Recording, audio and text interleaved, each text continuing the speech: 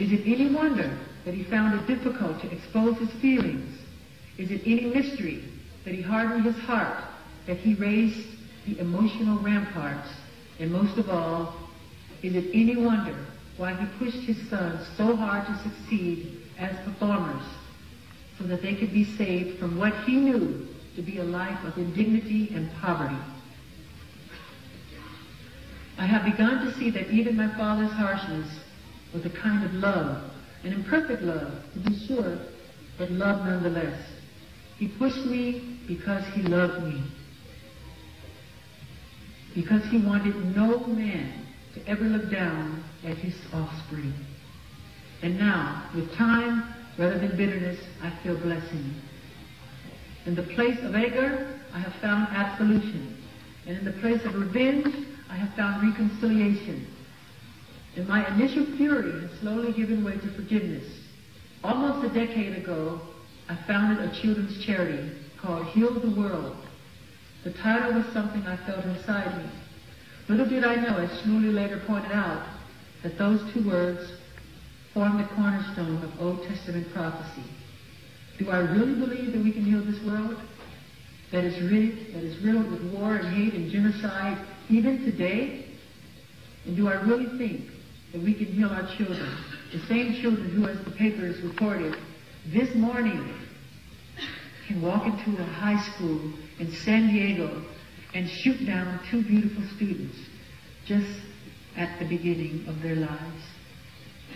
A horrifying reminder of the guns and hatred that shot through Columbine almost 2 years ago. Or children can beat a defenseless toddler to death, like the tragic story of Jamie Bulger. Of course I do. Of course I do. Or I wouldn't be here tonight.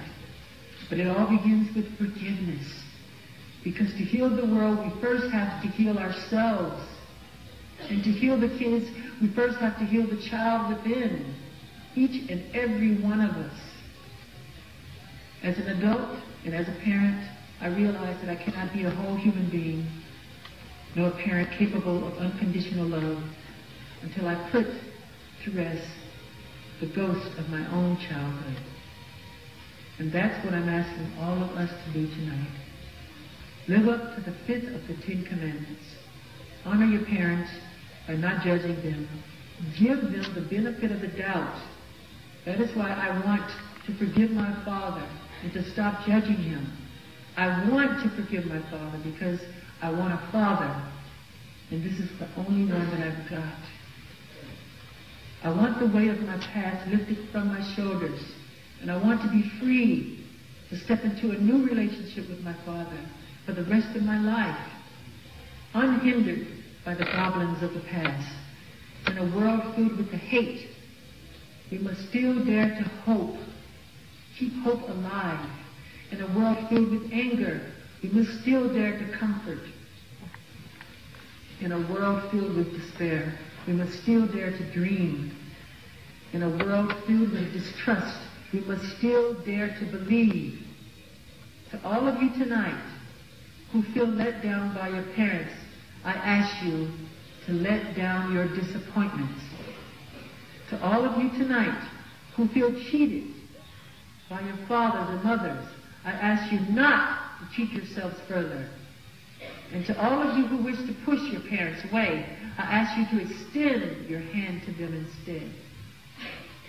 I am asking you, I'm asking myself to give our parents the gift of unconditional love so that they too may learn how to love from us, their children, so that love will finally be restored to a desolate and lonely world. Shmuley once mentioned to me an ancient biblical prophecy which says that a new world and a new time would come when the hearts of the parents would be restored to the hearts of their children. My friends, we are that world. We are those children. Mahatma Gandhi said, "The weak can never forgive. Forgiveness is the attribute of the strong." Tonight, be strong. Beyond being strong, rise to the greatest challenge of all, to restore that broken covenant. We must all overcome whatever crippling effects our childhoods may have had on our lives. And in the words of Jesse Jackson, forgive each other, redeem each other, and move on. This call for forgiveness may not result in Oprah moments the world over, with thousands of children making up with their parents, but it will at least be a start. We'll all be so much happier as a result. And so, ladies and gentlemen, I conclude my remarks tonight with faith, with joy, and excitement. From this day forward, let a new song be heard. Let that new song be the sound of children laughing. Let that new song be the sound of children playing. Let that new song be the sound of children singing. And let that new song be the sound of parents listening.